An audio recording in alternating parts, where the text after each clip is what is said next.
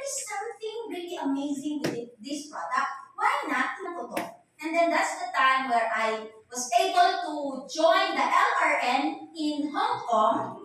And nung nakita ko umaakyat yung mga tao doon, sabi ko, Jed, one of our Team Supreme Pegasus 9, Diane Gemma, was the very reason why I joined Relay also. Because of her influence, because nakita ko po siya umaakyat sa Hong Kong, siya pa lang po yung unang Pegasus during that time. And then, tinanong ko si Jed, sabi ko, Jed, magkano yung kita niya? Yung babae na yun, yung grade 6 lang ang natapos, Chinese pa. Grade 6 lang natapos, sabi natin, well, siguro conservatively, she was Pegasus 2 during that time. Conservatively, mga 1.5 up to 20 million every month. Ladies and gentlemen, nung pumunta po ako ng Hong Kong, I was so proud. I'm an electrical engineer, tama ba? Yes. 13 years akong nagtrabaho, tama ba? Yes. Pinaipunggan pa ako.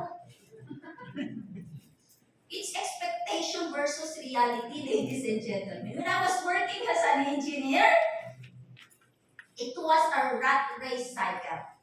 Alam po natin yon, yung rat, paikot-ikot lang, no? Paikot-ikot lang, tumatakbo. No?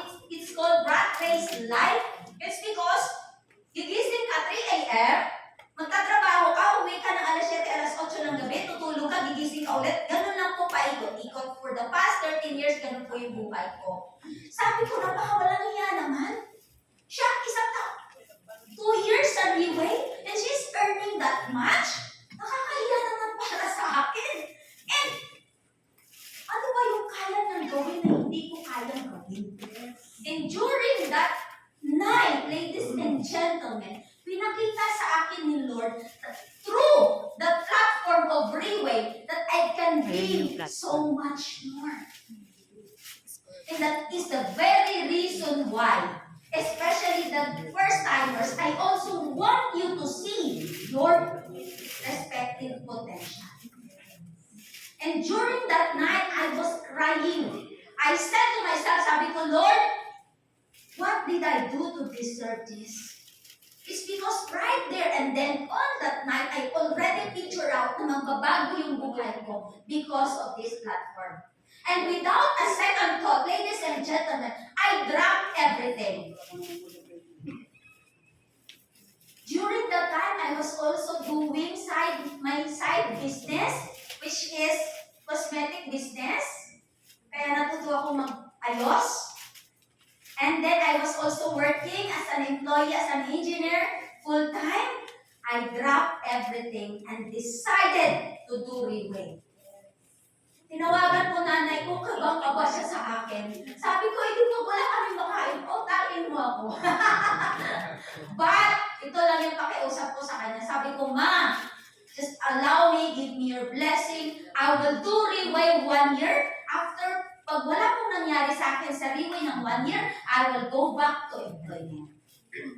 But even just for the thought that I will go back to employment, hinihilabutan na po ako. Sino ba yung mga employed dito, ah? It's a discretion, I'm not against any employment.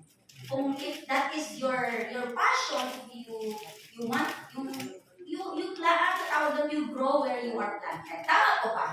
And so, right there and then, I decided to resign. I dropped everything and decided to do Relay full time. Pwede ba natin palakpakan sa iyo? And fast forward, ladies and gentlemen, these are the things that I really love about this platform of Relay. Una-una sa lahat, we are guided and bounded by the 6 core values. Yung 6 po na ganyan, 6 core values, sabi niya ni Ma'am Maricon, if you are doing Relay, bumabait ka. Tama po ba? Yes. It's because, just like me, ladies and gentlemen, I am so blessed. Say hi, Yung mga bagay na dati pangarap ko lang, or even yung mga bagay na dati hindi ko akalain na kaya ko palang abutin. Right now, nasa kamay ko na yun. And when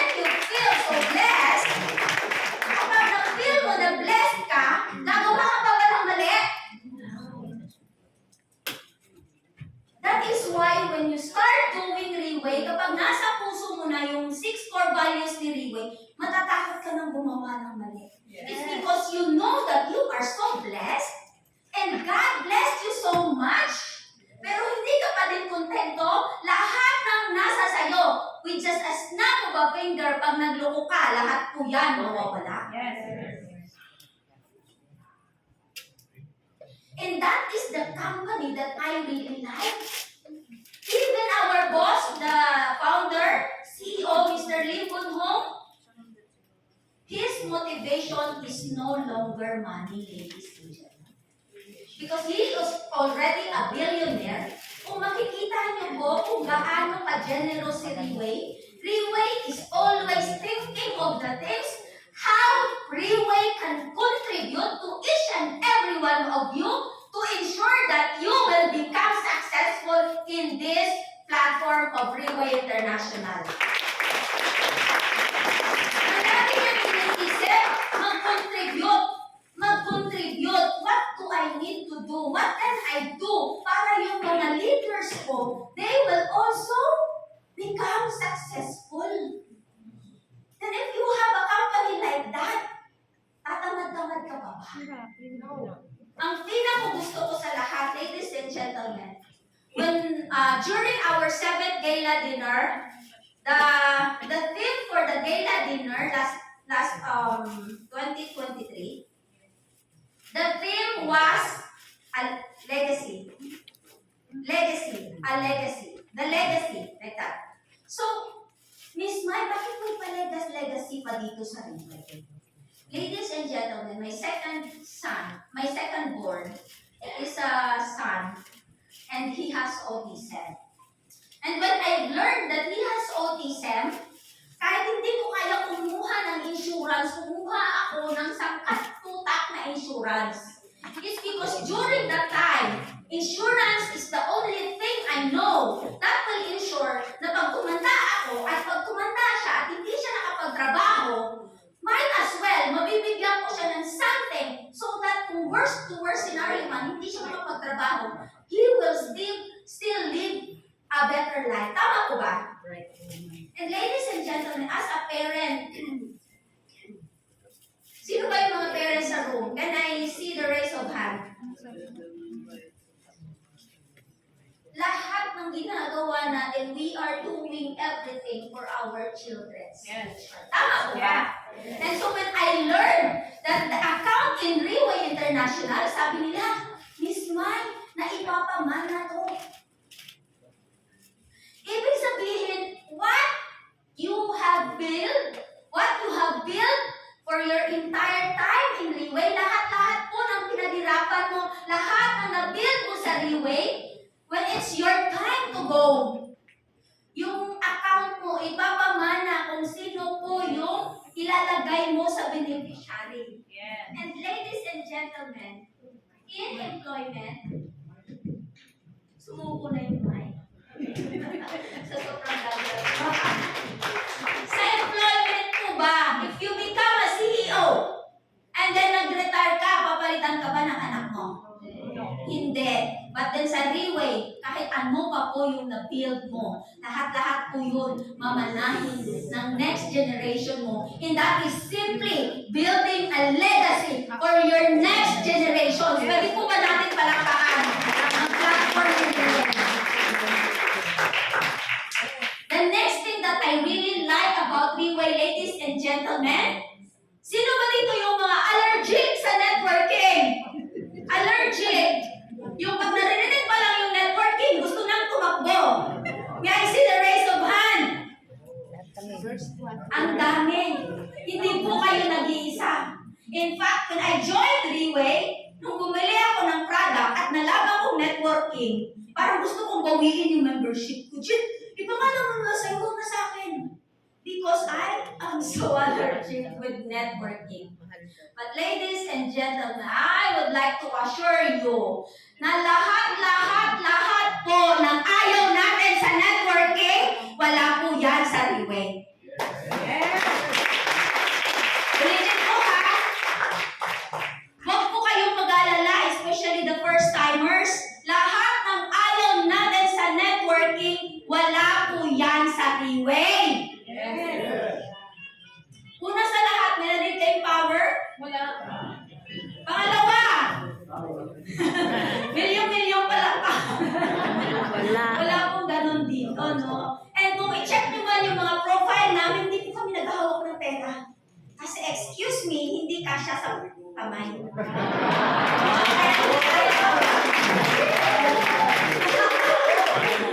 So I assure you, yung mga first timers na nandito sa room, don't worry, nasa tamang kamay kayo, hindi po kayo nabudol.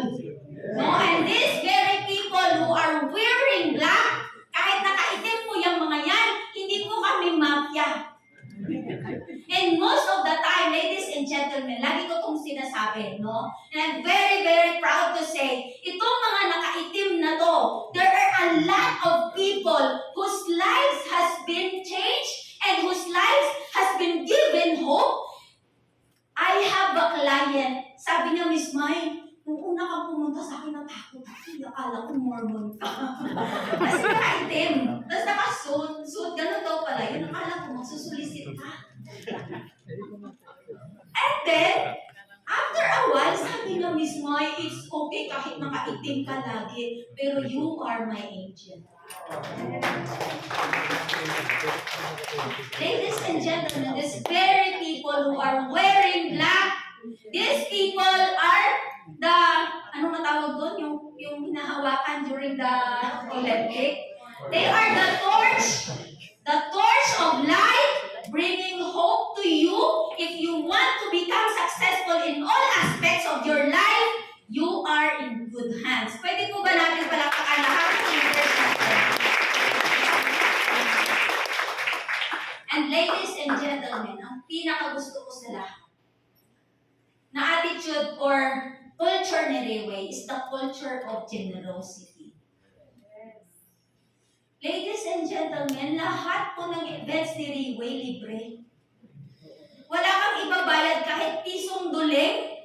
And if you happen to attend gala dinners, sabi ko lang yung company to. 10 courses meal, binayaran pa yung hotel at airfare namin papuntang Taiwan just to attend a gala dinner, and then pinakain kami 10 courses meal.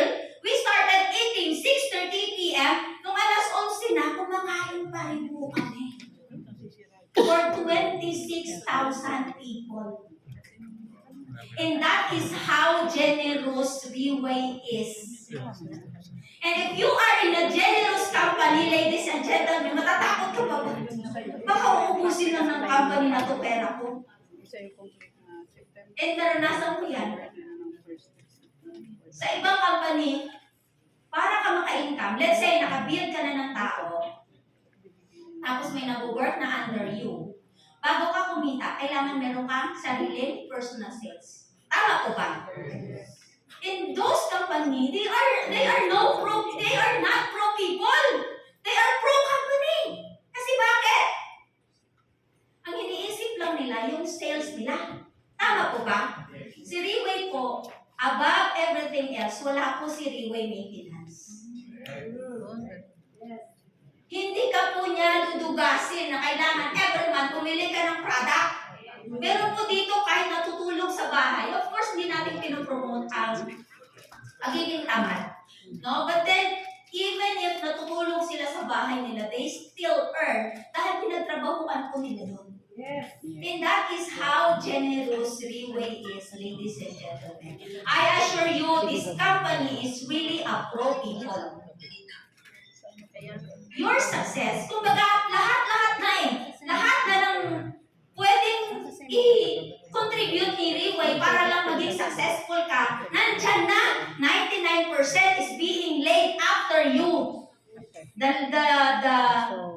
Yung kulang na 1%, ikaw yun. Ikaw yun, ladies and gentlemen.